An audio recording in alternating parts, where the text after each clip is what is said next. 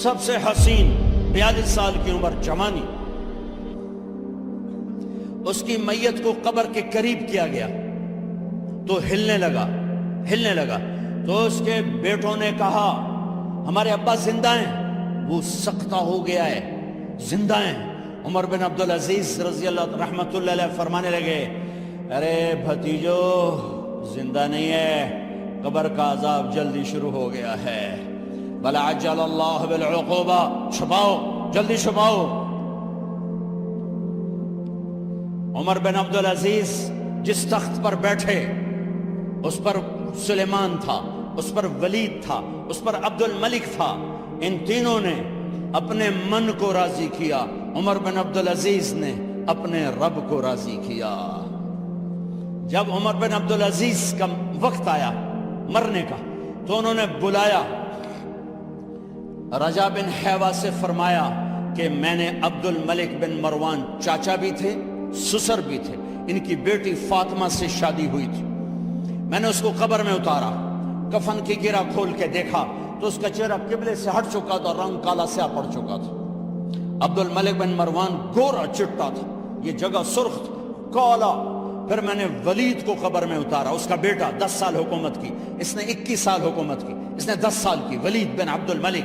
میں نے اس کے کفن کی گرہ کو کھول کے دیکھا تو اس کا رنگ سیاہ ہو چکا تھا اور قبلہ کی طرف سے چہرہ پھر چکا تھا۔ پھر اس سلیمان کا واقعہ تو ابھی سنایا، پھر اس سلیمان کو قبر میں اتارا اور اس کے کفن کی گرہ کو کھول کے دیکھا تو اس کا چہرہ قبلے سے ہٹ چکا تھا۔ اب میں جا رہا ہوں، مجھے دیکھنا۔ پہلے تینوں نے حکومت کی پوجا کی اور عمر بن عبدالعزیز نے اپنے اللہ کی پوجا کی۔ انہوں نے ایک بڑا عجیب خطبہ دیا جب خلیفہ بنے، اے لوگو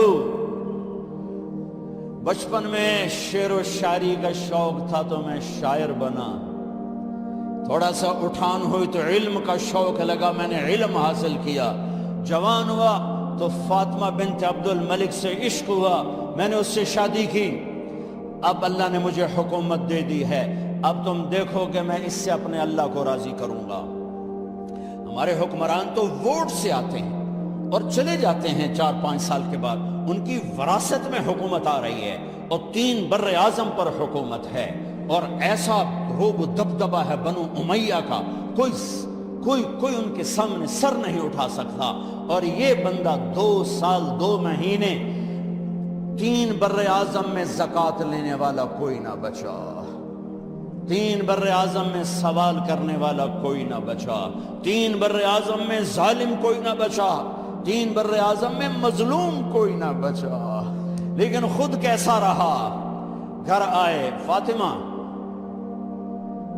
بڑے اچھے دن گزرے ہیں، اب امتحان ہے، میں تیرا حق نہیں ادا کر سکوں گا، طلاق لینی ہے میں حاضر ہوں، ساتھ دینا ہے تو میرے اپنے حق معاف کرو، اپنے حق معاف کرو۔ فاطمہ جیسی عورت انسانی تاریخ میں کوئی نہیں آئی، سیاسی لحاظ سے، سیاسی، دادا مروان بادشاہ، باپ عبد الملک بادشاہ، بھائی ولید بادشاہ، دوسرا بھائی سلیمان بادشاہ، تیسرا بھائی ہشام بادشاہ، چوتھا بھائی یزید بادشاہ اور اپنا خامند بادشاہ، 7 نسبتوں سے یہ عورت شہزادی ہے۔ کائنات انسانی تاریخ میں اتنی بڑی عورت کوئی نہیں آئی، سیاسی۔ فاطمہ کہنے لگی عمر میں نے سکھ کے دن تیرے ساتھ گزارے ہیں، دکھ میں تجھے چھوڑ کے نہیں جاؤں گی، جو میں نے اپنے سارے حق معاف کیے۔ پھر حضرت عمر بن عبدالعزیز کی راتیں اور دن کیسے گزرے؟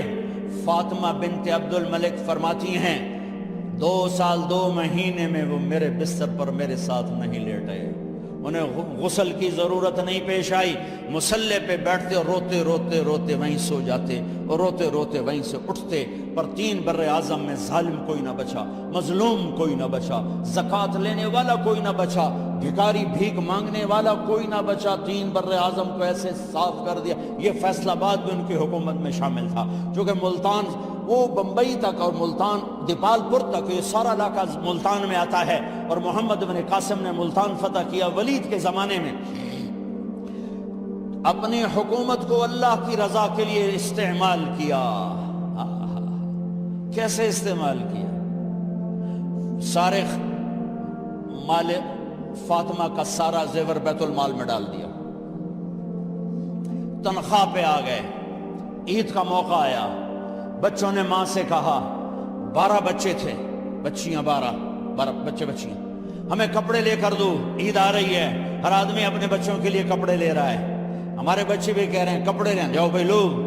فاطمہ کے پاس عمر 3 بر اعظم کے بادشاہ کے بچے آ رہے ہیں، ماں جی عید آ رہی، کپڑے تو لے دیں، ابا سے کہیں کہ ابا سے بات کرتی ہوں۔ ابا تشریف لائے، خزانے لبالب بھرے ہوئے ہیں گندم کے ڈھیر کی طرح، کہ امیر المومنین بچے کپڑے مانگ رہے ہیں۔ فاطمہ میرے پاس تو پیسے نہیں، میں کہاں سے کپڑے لے کر دوں، میرے پاس تو پیسے کوئی۔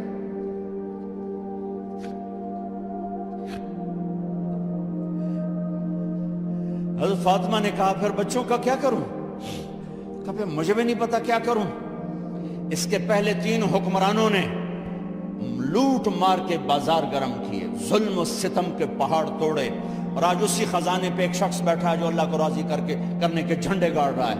تو فاطمہ نے کہا آپ ایسا کریں، اگلے مہینے کی تنخواہ ایڈوانس لے لیں، اس سے میں اپنے بچوں کو کپڑے لے دیتی ہوں، اور گھر کا خرچہ میں مزدوری کر کے گھر کی روٹی چلا لوں گی۔ ارے اپنی تاریخ پڑھو، صرف ڈرامے ہی نہ دیکھتے رہ جاؤ، صرف گانے ہی نہ سنتے رہ جاؤ، اور بھی دکھ ہیں زمانے میں محبت کے سوا، راحتیں اور بھی ہیں وصل کی راحت کے سوا۔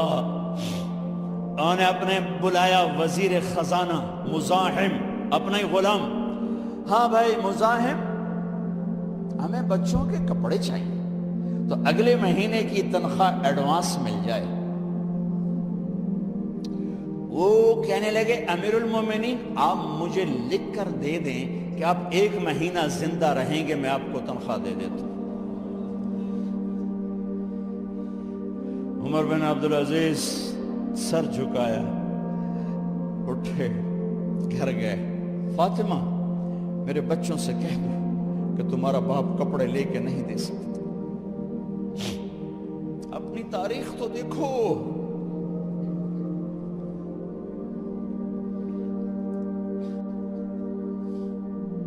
عید کا دن آ گیا، خلیفہ وقت عید کی نماز پڑھاتے تھے، نمازیں بھی خلیفہ وقت پڑھاتے تھے۔ بنو امیہ کا خاندان ملنے کے لیے آ رہا ہے، سارے سرداروں کے بیٹے اعلیٰ پوشاک، اعلیٰ لباس، ملنے آ رہے ہیں۔ تھوڑے دیر بعد دیکھا تو بچے بھی ملنے آ رہے ہیں، امیر المومنین کی حیثیت سے بچے باپ کو ملنے آ رہے ہیں، اور ان کے جسموں پر پرانا لباس ہے۔ حضرت عمر انہیں دیکھ کر ادھر اپنے سرداروں کے بچے دیکھے تو زرق برق پوشاکیں، اپنے بچوں کو دیکھا۔ ارے اس باپ سے پوچھو جو سب کچھ کر سکتا ہو اور پھر مٹھی بند کر دے کہ نہیں میں نے حرام کی طرف نہیں جانا۔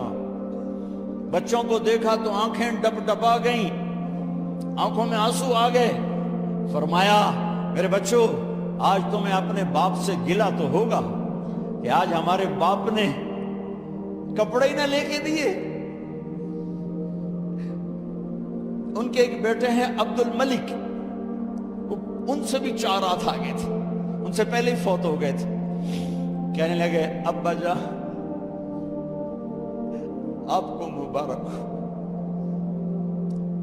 آپ نے قومی خزانے میں بددیانتی نہیں کی ہے، آپ کو مبارک ہو۔ آج ہمارا سر بلند ہے، ہم شرمندہ نہیں ہیں، ہم شرمندہ نہیں ہیں۔ انسانوں کو کپڑوں پہ نہیں تولا جاتا۔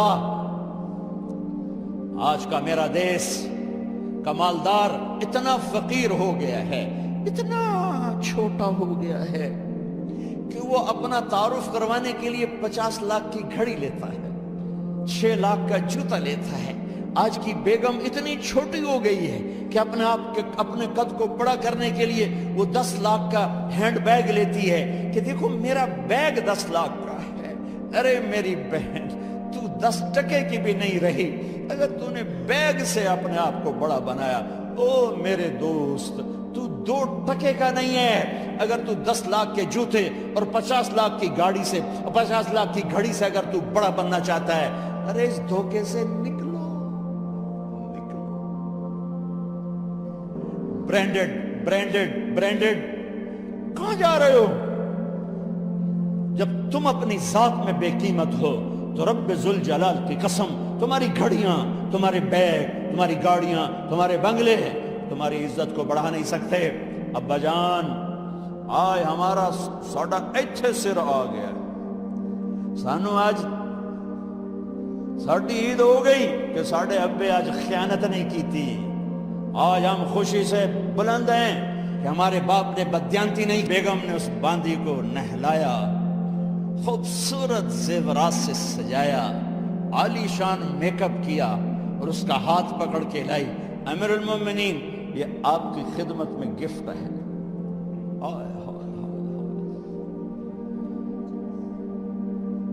اس کو یوں دیکھا، فرمایا کہاں سے آئی تھی؟ کہا جی عبد الملک نے کوفے سے مجھے زبردستی اٹھوایا تھا۔ تو 2 آدمی بلائے کہ جاؤ اسے اس کے مالک کے پاس واپس بھیج دو۔ وہ کہنے لگی این وجدک علی یا امیر المؤمنین، امیر المؤمنین آپ کا عشق کہاں گیا جو میرے ساتھ تھا؟ تو عمر کی آنکھیں بھر آئیں، کہا وہ پہلے سے بھی زیادہ ہے لیکن تمہیں اللہ کے لیے قربان کرتا، میں اپنے عشق کو اللہ کے لیے قربان کرتا۔ ہاں اب اللہ نے صلہ کیا دیا؟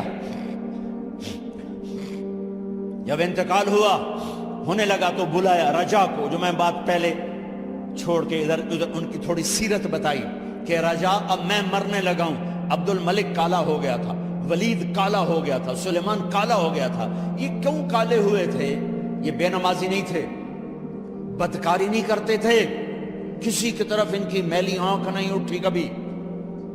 یہ ظالم تھے، ظالم ظالم، انسانوں کا خون پیا، مال میں خیانت کی، اس پر اللہ نے چہرے پھیر دیے۔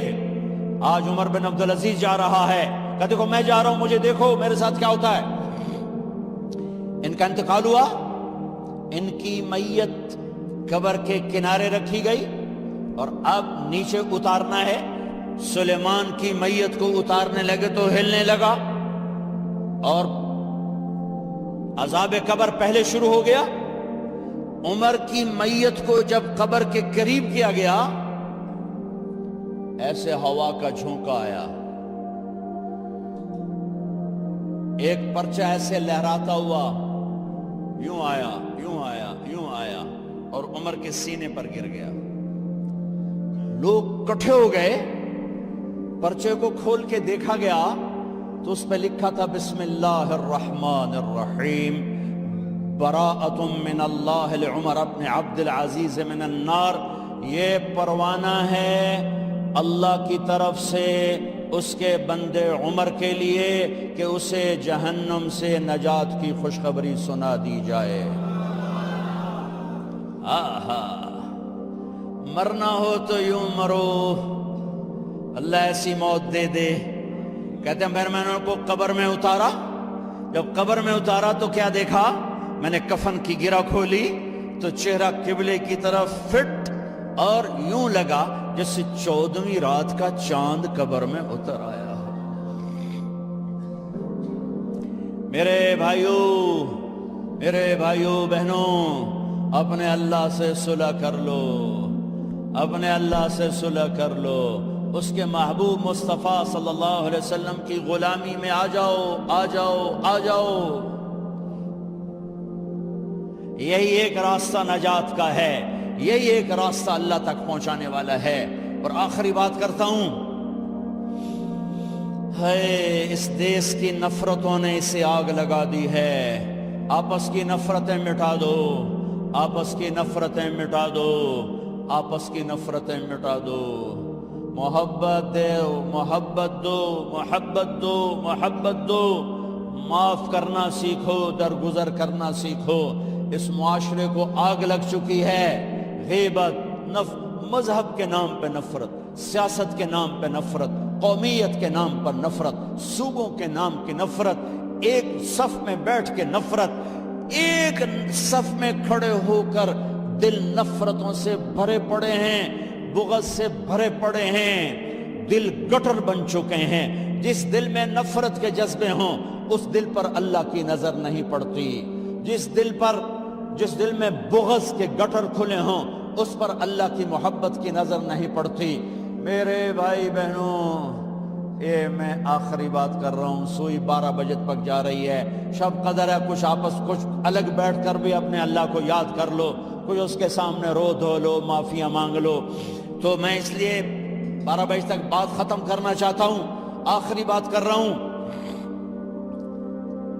آپس کی محبتیں پروان چڑھاؤ، آپس کی نفرتوں کو ختم کرو، آپس کی لڑائیوں کو ختم کرو، ایک دوسرے کو معاف کرنے کی عادت ڈالو، ایک دوسرے کو درگزر کرنے کی عادت ڈالو، غیبت چھوڑ دو، نفرت چھوڑ دو، حسد چھوڑ دو، بغض چھوڑ دو، اپنے آپ کو دیکھنا شروع کرو، اوروں کو نہ دیکھو، اوروں کو نہ دیکھو، اوروں کو نہ دیکھو، اپنے من میں ڈوب کر پا جا سراغ زندگی، اپنی کمیاں دیکھو، وہ کیا کرتا ہے، وہ کیا کرتا ہے، وہ کیا کرتی ہے، وہ کیا کرتی ہے، اس سے اندھے بن جاؤ،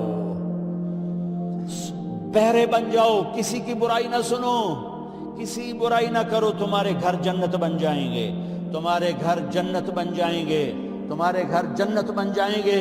ہمارے گھروں میں تباہی بربادی ہے، نفرت، ماں باپ میں آپس میں نفرت، میاں بیوی میں نفرت، سگے بھائیوں میں نفرت، کبھی مذہب کے نام پر، کبھی رشتوں ناتوں کے نام پر، کبھی تجارت کاروبار کے نام پر۔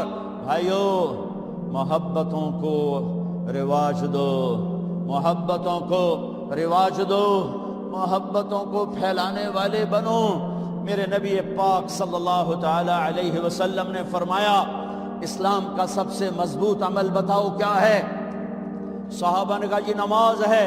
آپ نے کہا نہیں، نماز نہیں ہے، نماز اچھی چیز ہے، سب سے مضبوط عمل نہیں ہے۔ صحابہ نے عرض کی جہاد ہے، آپ نے کہا جہاد بھی اچھی چیز ہے، سب سے مضبوط نہیں۔ صحابہ نے عرض کیا روزہ، آپ نے کہا روزہ بھی اچھی چیز ہے پر سب سے مضبوط عمل نہیں۔ صحابہ نے عرض کیا حج، آپ نے فرمایا حج بھی بہت بڑا عمل ہے پر سب سے مضبوط عمل نہیں۔ ایعر الاسلام اوثق، اب سنو الفاظ سنو، اسلام کا سب سے مضبوط عمل بتاؤ۔ قالوا الصلاة قال وحسن وما هي بها، قالوا الجهاد قال وحسن وما هو به، قالوا الصيام قال وحسن وما هو به، قالوا الحج قال حسن وما هو به، قالوا اللہ ورسولہ اعلم۔ ہاں نماز نہیں، جہاد نہیں، روزہ نہیں، حج نہیں، اچھا تو کیا ہے؟ پھر کیا ہے؟ تو آپ نے کہا ان اوثق اور الاسلام الحب للہ والبغض للہ، اسلام کا سب سے مضبوط عمل آپس میں اللہ کے لیے محبت کرنا ہے، اللہ کے لیے محبت کرنا ہے، اللہ کے لیے محبت کرنا ہے، اور اللہ کے لیے بغض رکھنا ہے۔ اللہ کے لیے بغض کا کیا مطلب ہے؟ برے سے نفرت نہ ہو، برائی سے نفرت ہو۔ ایک واقعہ سناتا ہوں جس سے بغض للہ کی مثال شاید 14 صدی میں ایسی مثال ہوں گی، تاریخ نے جنہیں محفوظ کیا ان میں اتنی بڑی مثال میری نظروں سے آج تک نہیں گزری۔ البغض للہ،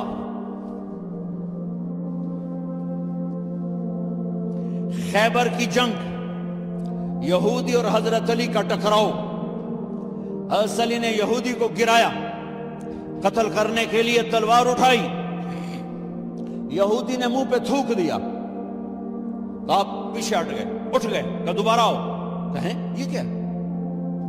ارے میں نے تو منہ پہ تھوک دیا غصے میں، چلو جلدی ختم کرے مجھے، تم مجھے کیوں چھوڑ کے پیچھے ہٹ گئے؟ تو سنو، تیرا میرا ذاتی کوئی جھگڑا نہیں، میں تمہیں اللہ کے لیے قتل کر رہا تھا، میں اللہ کے لیے تمہارے ساتھ لڑ رہا تھا، جب تم نے میرے منہ پہ تھوکا تو مجھے غصہ آ گیا، ذاتی غصہ، اب کہیں یہ تلوار میرے غصے کی وجہ سے نہ چل جاتی، اس لیے میں پیچھے ہٹ گیا، آؤ دوبارہ لڑیں گے۔ انہوں نے کہا مجھے کلمہ پڑھا، میں نہیں لڑتا۔